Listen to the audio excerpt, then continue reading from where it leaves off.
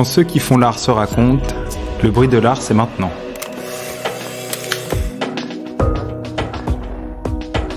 Nous sommes Victoria Le Bolloc-Salama et Florian Champagne, et aujourd'hui à l'Hôtel de Lille, nous recevons Léonard Martin. C'est un artiste de 28 ans qui vit et travaille à Paris. Après des études à l'École des Beaux-Arts de Paris, il intègre le Fresnoy de Tourcoing. Pratiquant initialement la peinture, c'est dans l'hybridation de différentes techniques, particulièrement la vidéo, que ses œuvres trouvent leurs formes actuelles. Son travail est une recherche autour des langages, des gestes, des mouvements, dans une forme de syncrétisme entre cinéma, littérature, peinture et performance. C'est un travail vorace, gourmand, comme les géants gargantua qu'il cite dans ses références.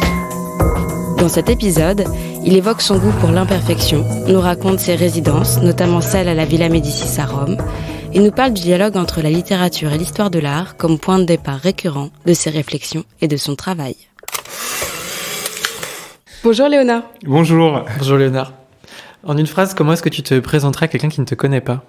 Je dirais que je suis artiste plasticien, mais bon, c'est assez imprécis. J'avais un prof aux Beaux-Arts qui disait si vous voulez pas qu'on vous embête, si vous voulez pas dire artiste, vous dites quelque chose, le premier truc qui vous passe par la tête, quelque chose que tout le monde connaît, vous dites que vous êtes coiffeur. Comme ça, au moins, on risque pas de vous demander une coupe dans la minute, et puis tout le monde sait à peu près ce que c'est qu'un coiffeur, donc y a pas de... Mais en fait, moi, je suis plasticien parce que selon les aventures, selon les projets, je peux utiliser la sculpture, comme la peinture, comme le dessin.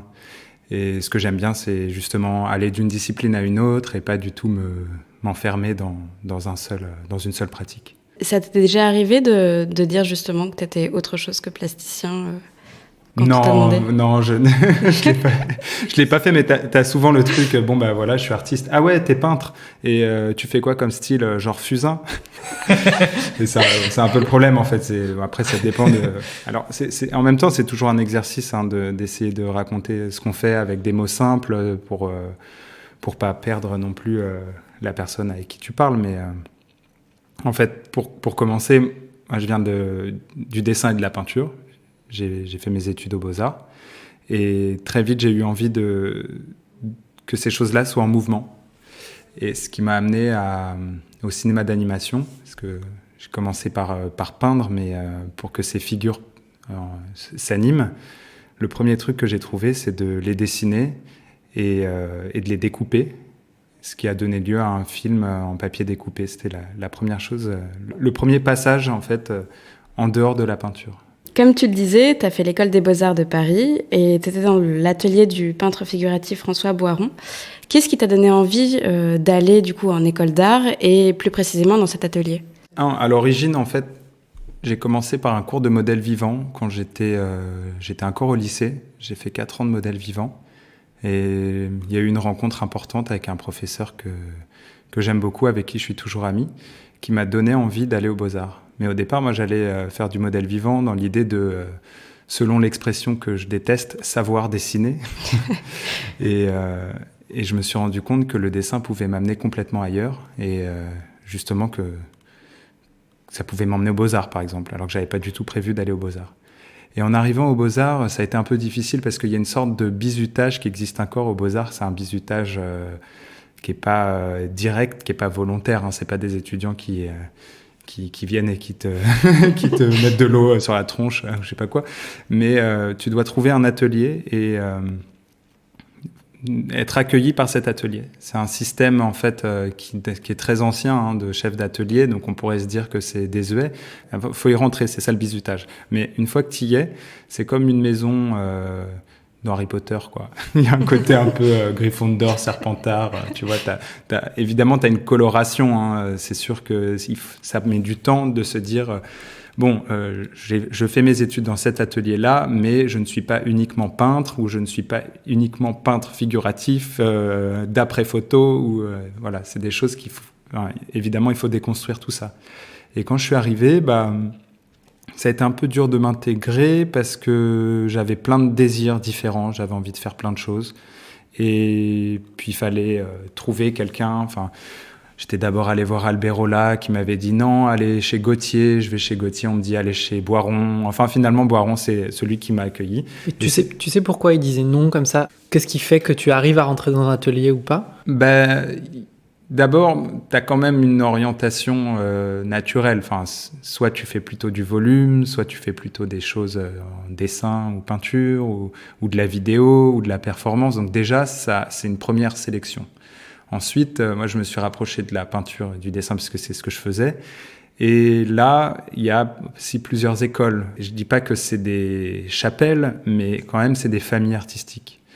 Et en arrivant, moi, je connaissais très mal parce que bon, j'étais tout jeune et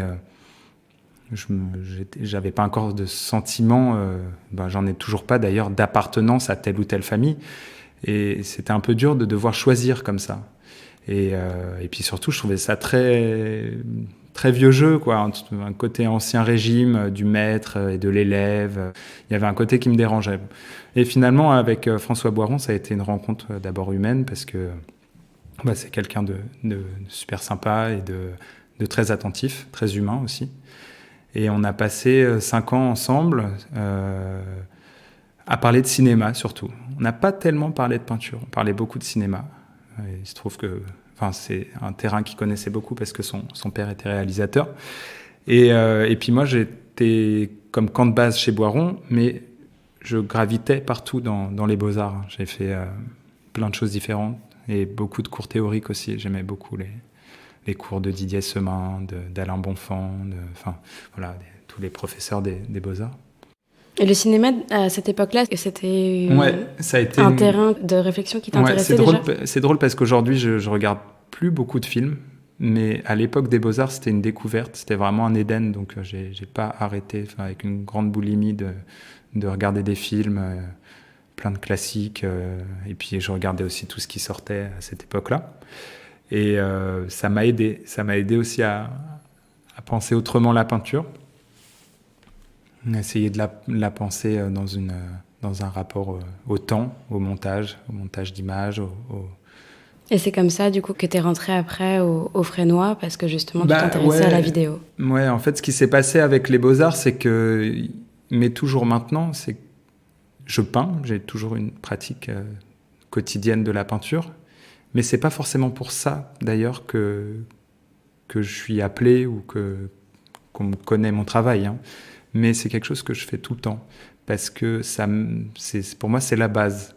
Mais très tôt, il y a eu une difficulté à peindre, à qu'est-ce qu'on peut encore représenter et puis comment, et puis qu'est-ce que ça veut dire de tendre une toile sur un châssis. Enfin, c'est quand même l'endroit, c'est très ancien tout ça, donc il y a un truc assez lourd aussi.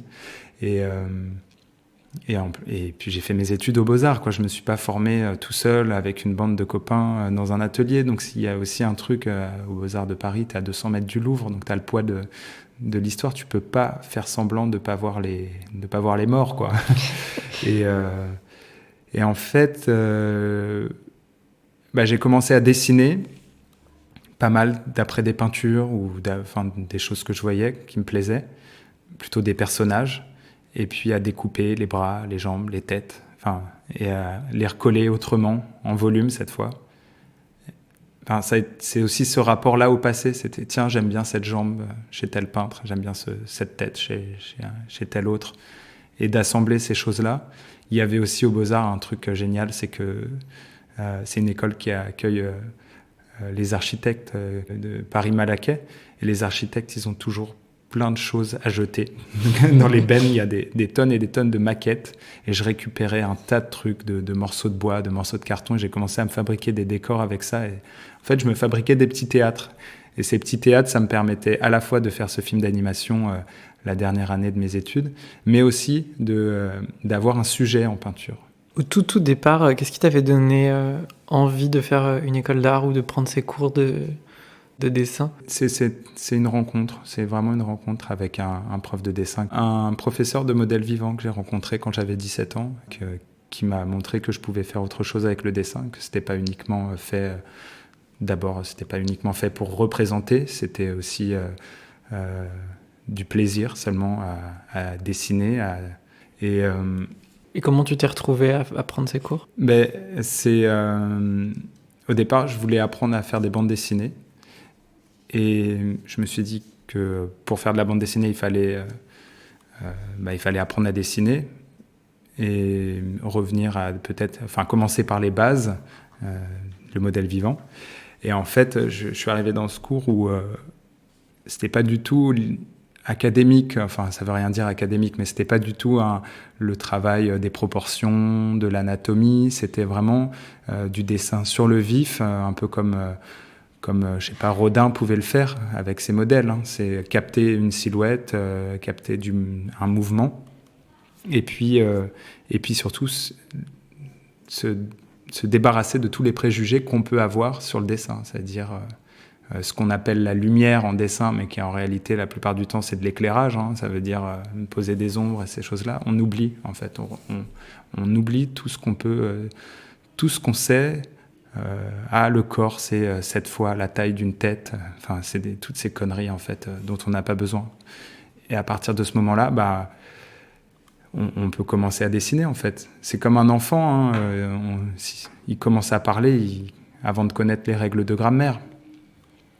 Je supporte pas, en fait, quand on dit, comme pour excuser Picasso de dessiner comme il dessine, de dire « Ah, mais vous savez, quand il était petit, il savait dessiner un pigeon à la perfection. Il dessinait comme Raphaël, mais on s'en fout. Enfin, il a mis toute sa vie à déconstruire. Nous, on arrive après lui. Donc maintenant, en fait, on repart de là où il en était. On est obligé... on arrive après toute cette histoire-là, en fait. Donc les choses ont été déconstruites par les générations d'avant.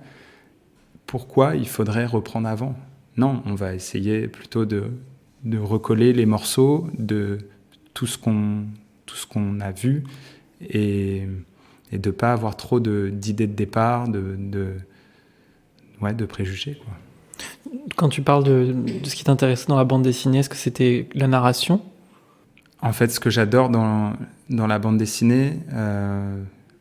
quand j'étais gosse, je lisais des BD avant de savoir lire, en fait. Donc, je regardais juste les gestes, les mouvements. Et t'as presque pas besoin du texte, en fait. C'est un peu comme récemment, je voyais Jean-Luc Godard qui racontait qu'il regardait la télé sans le son. Et c'est vrai que, alors en plus, si tu regardes les infos, c'est le pire, BFM TV par exemple. Là, t'as vraiment même pas besoin du son, quoi, parce que déjà, c'est toujours la même chose, et puis t'as des bandes de titres, donc... Mais t'aurais même pas besoin de savoir lire, en fait. Si tu regardes, tu reconnais, parce que les gestes disent énormément. Et ce qui me plaît dans la BD, c'est ce côté muet.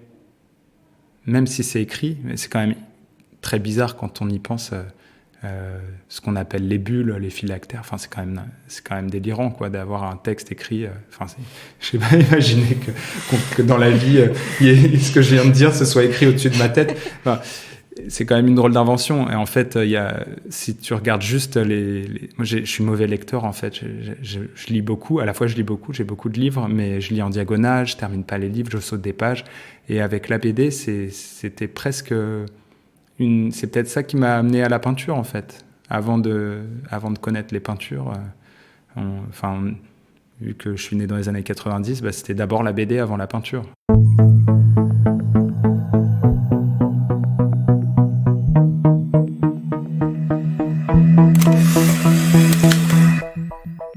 Tu parles de littérature. Dans tes travaux, il y a souvent des influences directes et affirmées à la littérature, comme par exemple dans Échappée guerre, où là, en fait, ça s'inspirait de l'Ulysse de James Joyce. Dans la vidéo Yoknapatawpha, tu t'inspirais du Bruit et la fureur de William Faulkner. De manière générale, on retrouve souvent des références à Antonin Artaud dans ton travail. Pourquoi cette influence de la littérature ? Tu disais que tu lisais beaucoup ? Ouais, je lis beaucoup. Encore une fois, je suis pas un bon lecteur, dans le sens où je lis jamais un livre de la première à la dernière page, où je saute des pages, je lis en diagonale. Enfin, c'est pas une lecture continue, on va dire. Mais après, ça dépend, hein, parce que là, par exemple, Le Bruit et la fureur, c'est vraiment quelque chose que j'ai décortiqué, notamment le premier passage, la première partie du livre, qui est un monologue. On est dans la tête d'un enfant autiste, et toutes ces pensées se mêlent. On ne sait pas du tout à quel moment de l'histoire on est. Est-ce que c'est le présent, le passé, le futur ? Et la littérature, c'est souvent un point de départ. Parce que j'ai besoin de partir de quelque chose, en fait. Je peux pas... j'ai pas de sujet a priori. Le sujet, c'est quelque chose qui se dessine sans que je m'en rende compte à travers les différents travaux. Et petit à petit, on retrouve des choses communes à tous mes travaux. Mais la littérature, c'est un os à ronger, donc ça m'aide à me dire, tiens, j'aime bien, il y a quelque chose qui me retient, qui me regarde dans ce livre ou dans ce tableau ou dans je ne sais quoi. Et ça m'aide à penser autre chose. J'aime bien faire des transpositions d'une discipline à une autre. Peindre d'après des sculptures, des maquettes, des choses que je fabrique à l'atelier, ou essayer de savoir quelle serait la transcription en sculpture d'une écriture. Ça m'aide. Dans tes films, enfin dans tes vidéos, il n'y a pas forcément de ligne narrative précise et définie, c'est plus des narrations faites de mots, de fragments de gestes ou de fragments de bruit. Ouais, c'est vrai que c'est difficile de dire « il était une fois », 3 petits points. Il était des fois, déjà. Et il y a plusieurs chemins empruntés. Quand je disais que j'étais un mauvais lecteur parce qu'à chaque phrase que je lis, je commence à avoir des digressions dans ma tête. J'ai vraiment du mal à me tenir au récit parce que ça me fait penser à autre chose, ça me fait penser à d'autres livres que j'ai lus ou à d'autres choses que j'ai vues. Et dans les films aussi, c'est des films de peintres. Enfin, j'en ai fait que 2, 3 on va dire. Il y a eu un film d'animation quand j'étais aux Beaux-Arts. Il y a eu ce film au Fresnoy qui était un film de marionnettes d'après Faulkner. Bon, ça c'est moi qui me le raconte. Je pense que aucun fan de Faulkner n'a reconnu Faulkner, mais j'ai besoin de ma cuisine en fait de départ pour ensuite me raconter des histoires. Il me faut une histoire pour m'en raconter d'autres. Et ce qui était intéressant au Fresnoy, c'est que il y avait tout cet équipement du Fresnoy. Enfin, on peut faire des films façon pro, quoi. Enfin, il y a des caméras de dingue, tout ça. Mais je me voyais pas filmer des trucs hyper sexy avec la montagne en hélicoptère ou je sais pas quoi. Enfin, donc j'ai utilisé ces super caméras. Alors là, c'était à l'époque la Red Epic, un truc vraiment canon, pour filmer des bouts de ficelle, des morceaux de carton et tout ça dans un petit studio du Fresnoy. Enfin, vraiment, j'aurais pu être dans ma chambre, c'était pareil, quoi. Donc c'était vraiment, tu sais, que quand tu donnes à un gosse une grosse voiture, quoi.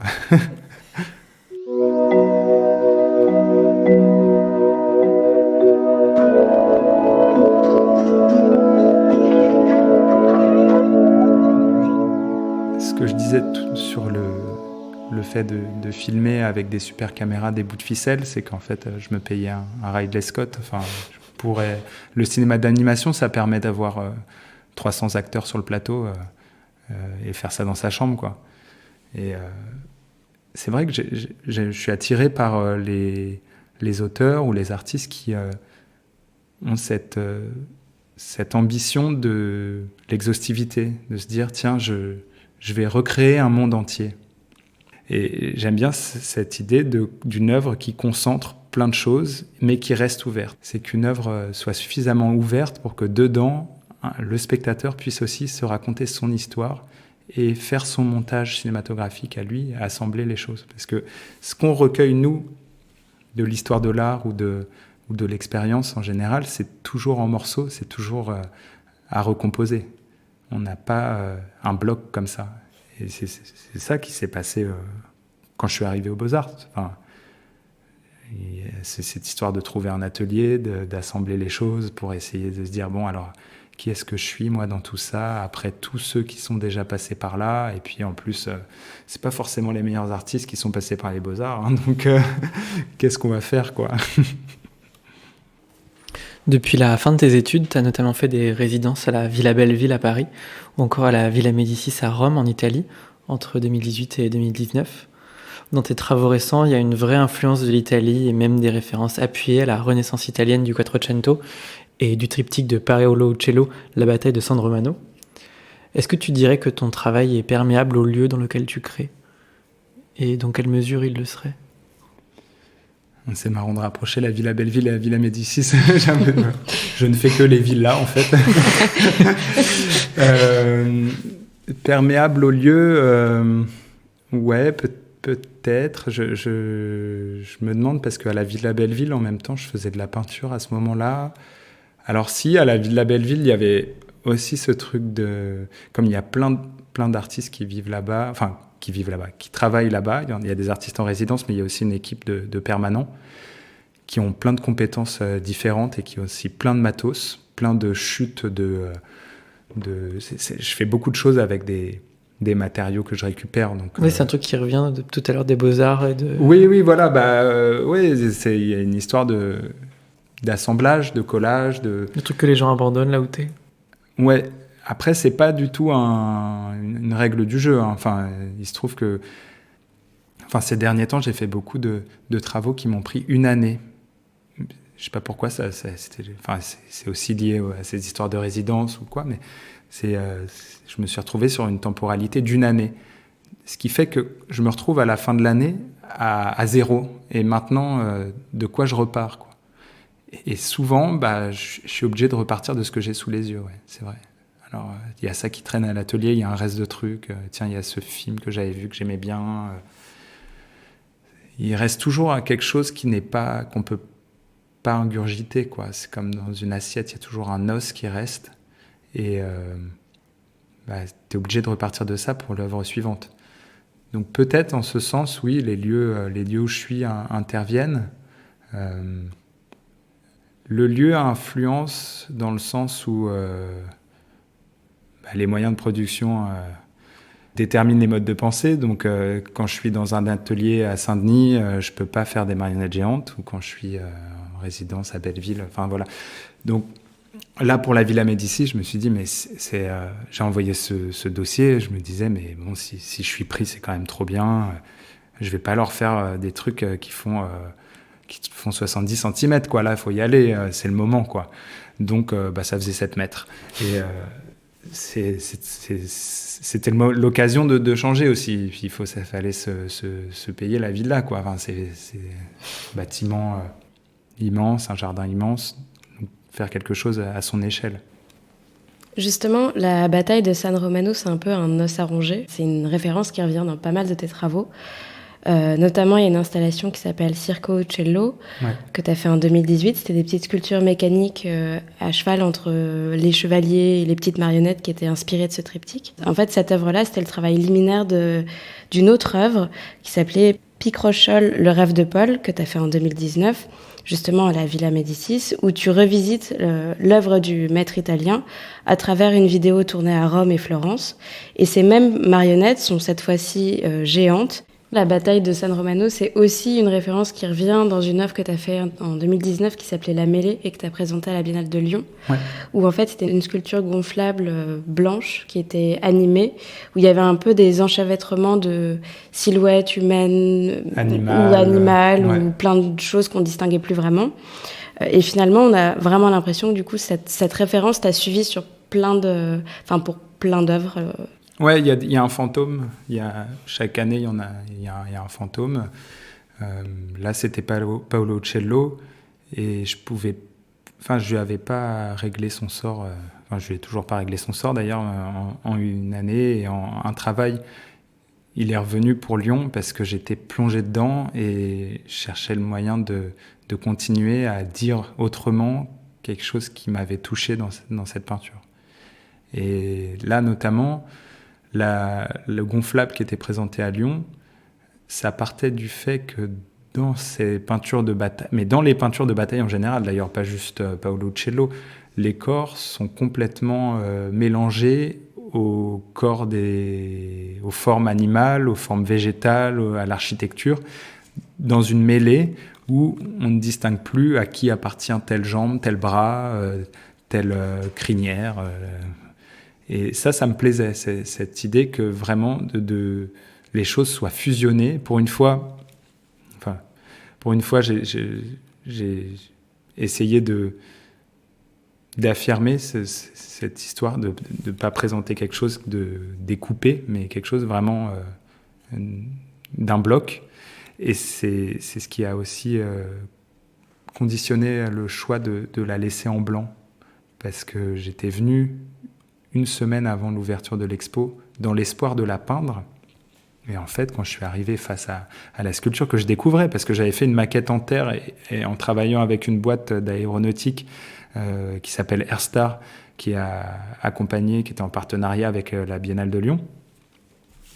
J'avais pas vu le résultat encore. Enfin, j'étais venu dans l'usine, mais j'ai pas pu suivre l'élaboration parce que c'est secret d'usine. Ils allaient pas me donner leur recette pour faire un gonflable. Donc, juste à partir de ma maquette, ils ont été super fidèles et ils ont fabriqué ça en 4 mètres de haut par 6 mètres de large. Et je me suis retrouvé face à ça. Et en fait, il se trouve que juste avant, j'étais au musée des Confluences à Lyon, qui n'est pas forcément un musée d'ailleurs que j'aime beaucoup dans le genre rapprochement des époques et tout ça, c'est pas toujours bien fait, mais il y a des sculptures inuites, il y a des sculptures des Cyclades qui sont blanches, où pareil, on distingue pas les bras, les jambes, tout ça est mêlé.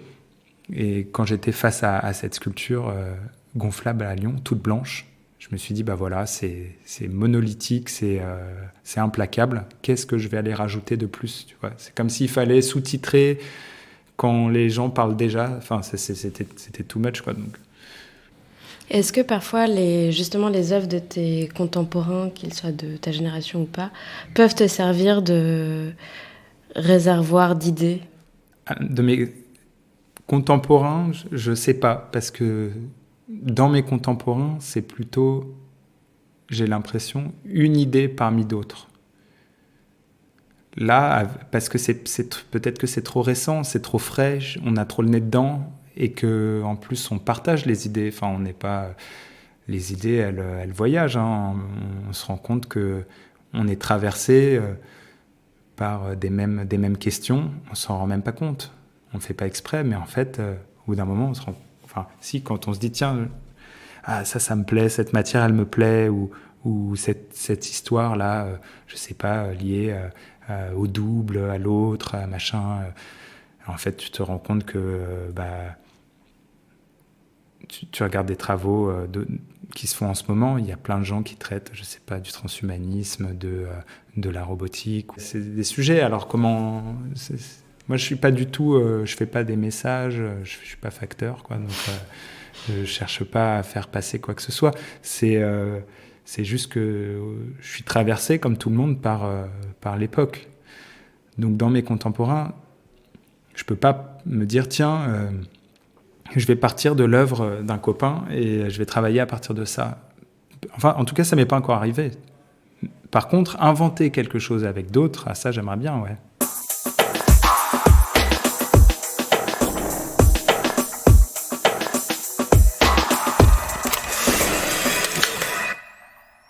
Il y a pas mal d'éléments dans ton travail qui sont tirés de l'univers du spectacle. D'ailleurs, tout à l'heure, tu disais qu'avec des petits éléments que tu avais collectés, tu te faisais un mini-théâtre. Ouais. Et d'ailleurs, dans un projet d'œuvre qui est en cours qui s'appelle Masocchio, selon le nom de la coiffe traditionnelle florentine, il est question de créer notamment un dispositif scénique. Disons que je réfléchis à une forme qui serait plutôt du côté du spectacle vivant. Parce que l'année dernière, avec les grandes marionnettes, enfin, je dis marionnettes, c'est pareil, c'est un mot facile, hein, parce que marionnette, tout le monde s'imagine Guignol qui va taper avec son bâton, mais c'est plutôt des sculptures mobiles. Elles étaient animées par des comédiens, et en fait, même des circassiens qui faisaient tout un tas d'acrobaties dedans. Et en fait, il y avait un truc génial, c'est qu'on leur donnait un outil et ils le transfiguraient tout de suite. Enfin, même plus que transfiguré, en fait, il le détournait. Et ce qui m'a plu, c'est que j'étais venu pour filmer des sculptures en action. Et on s'est retrouvé avec mon chef opérateur à filmer énormément aussi les manipulateurs. Et ça, c'est quelque chose auquel j'avais pas du tout pensé, que ça allait devenir. Le sujet du film, c'était... qui tire les ficelles, quoi. Parce que c'est comme en animation, quand tu passes des heures à animer un petit morceau de papier, tu es au service de ta marionnette, de ton pantin, mais en réalité, t'es quand même le dos courbé pendant 5 heures d'affilée à lui faire bouger un doigt, puis l'autre, puis un bout de cheveux. Et au bout d'un moment, c'est toi la marionnette, quoi. Donc, c'est ce rapport entre la créature et son créateur où c'est pas du tout, on sait pas toujours qui tire les ficelles.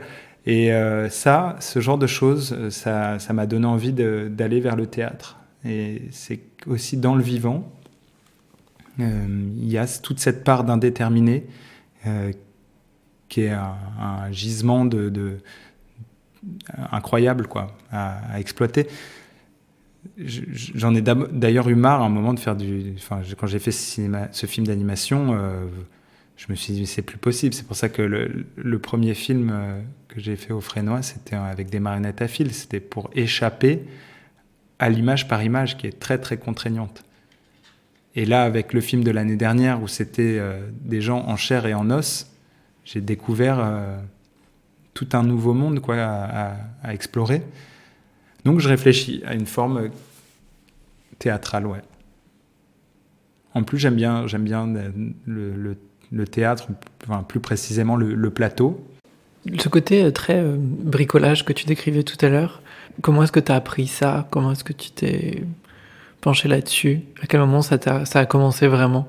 Je pense que c'est lié au fait que je tiens pas en place et que d'une certaine manière, j'étais dans un entre-deux. Si j'avais passé les 5 ans de beaux-arts dans l'atelier de métal ou de bois, de gravure, je ne sais pas, enfin quelque chose dans une technique, j'aurais pu me perfectionner et vraiment développer des questions liées à cette technique. Comme je touche à beaucoup de choses, je suis forcément amateur dans toutes ces choses-là. Je suis pas un bon peintre, je suis pas un bon sculpteur, je suis pas voilà.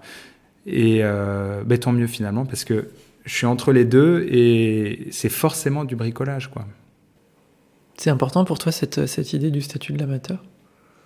Alors amateur, ce serait pas forcément d'ailleurs le bon mot parce que d'un autre point de vue, parfois je me dis attention, il faut pas que je devienne un artiste professionnel à envoyer des dossiers tout le temps, à recevoir des prix, machin.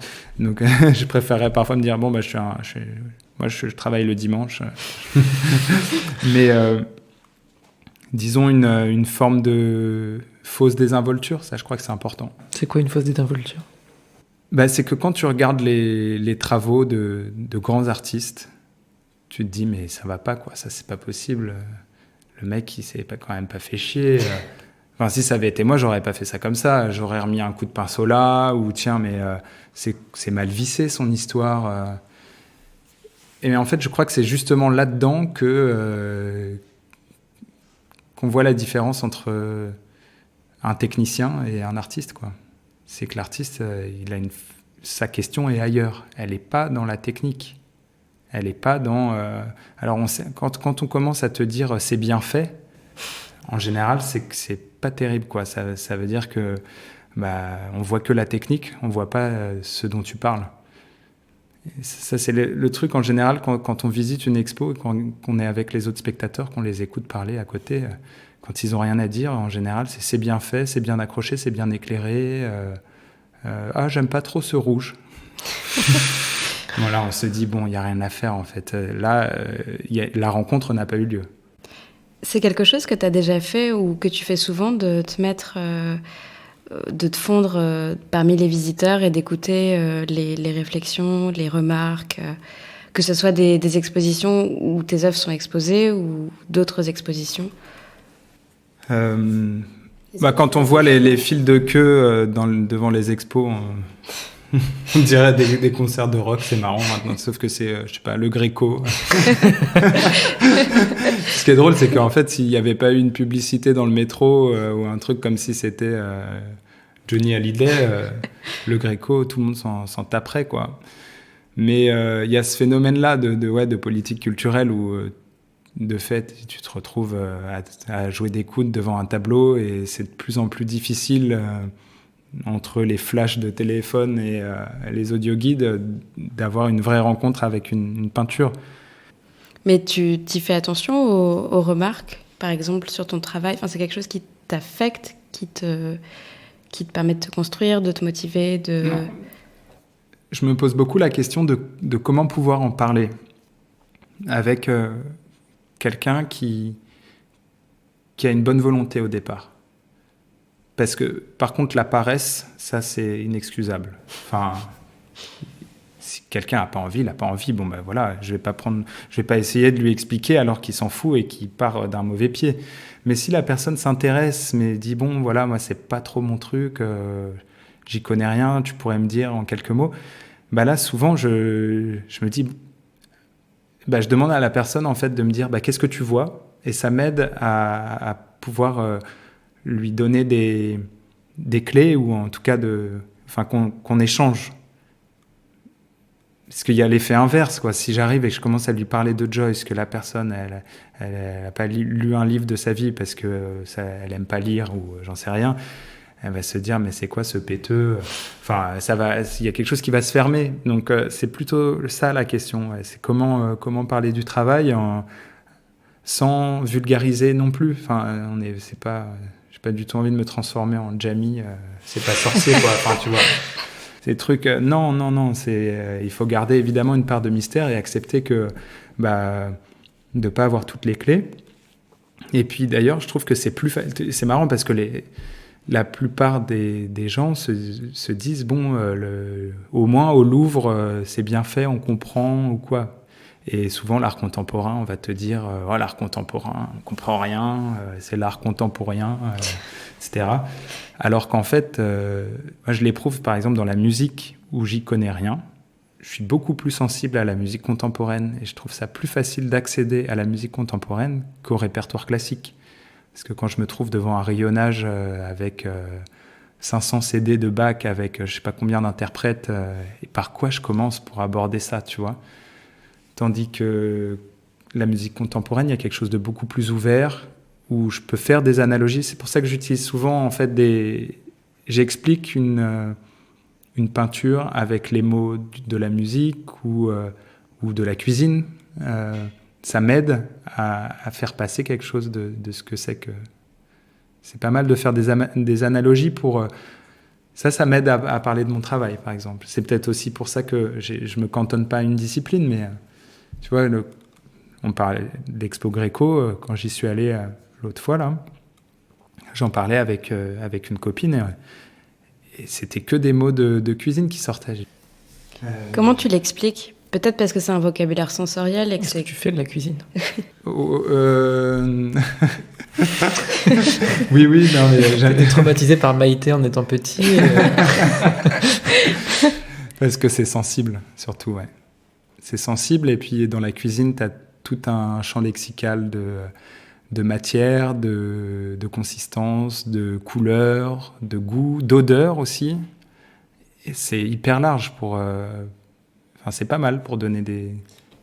Mais dans l'art plastique, il y a aussi un vocabulaire sensoriel, puisque par essence, c'est quelque chose de sensoriel. Ouais, mais alors, pour revenir sur ce qu'on disait, je me dis, mais les gens qui vont au Louvre, ils ont l'impression de comprendre, mais tu as déjà une minorité qui connaît l'épisode de l'Ancien Testament qui est représenté. Ensuite, une fois que tu t'es débarrassé du récit, parce que c'est même pas du récit, parce que le récit, il est ailleurs et c'est un récit qui est plastique, mais de cette anecdote, on va dire, de ce prétexte, quand tu te mets à vraiment parler de peinture, là, il reste plus grand-chose, quoi. Et parfois, je trouve ça plus accessible d'aller voir, Hans Hartung, et là, on peut parler de gestes, de matière, etc.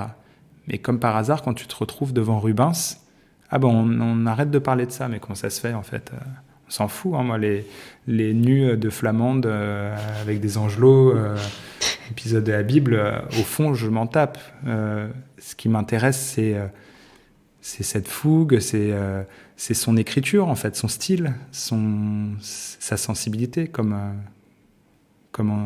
un écrivain, je vais peut-être aimer d'abord la phrase, la langue, avant d'aimer le sujet, quoi.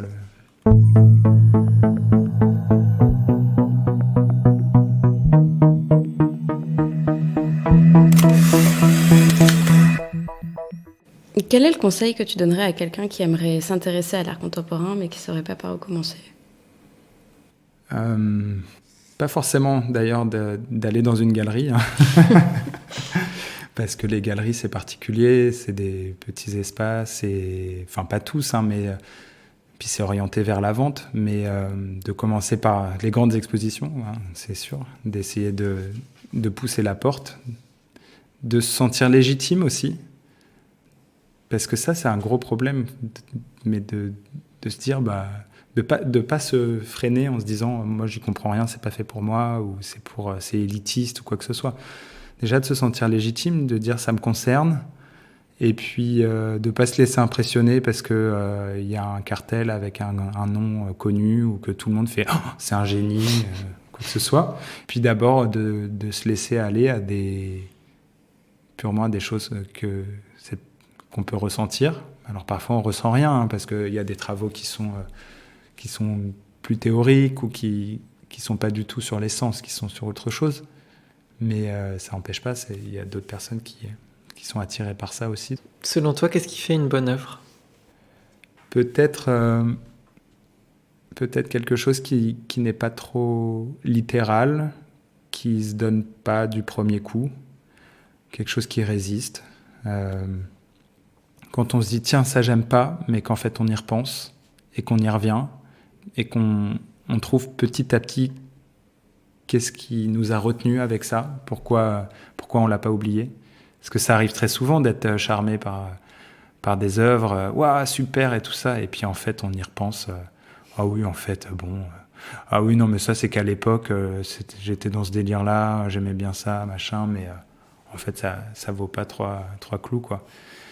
Mais il y a des choses auxquelles on n'échappe pas, et ça c'est des œuvres importantes, ouais. Il faut qu'elles soient suffisamment ouvertes aussi pour pouvoir y entrer, parce que quand c'est trop bien fini, trop bien fait, ça vous laisse sur le côté, quoi. C'est pour ça aussi, je pense, qu'il faut une part de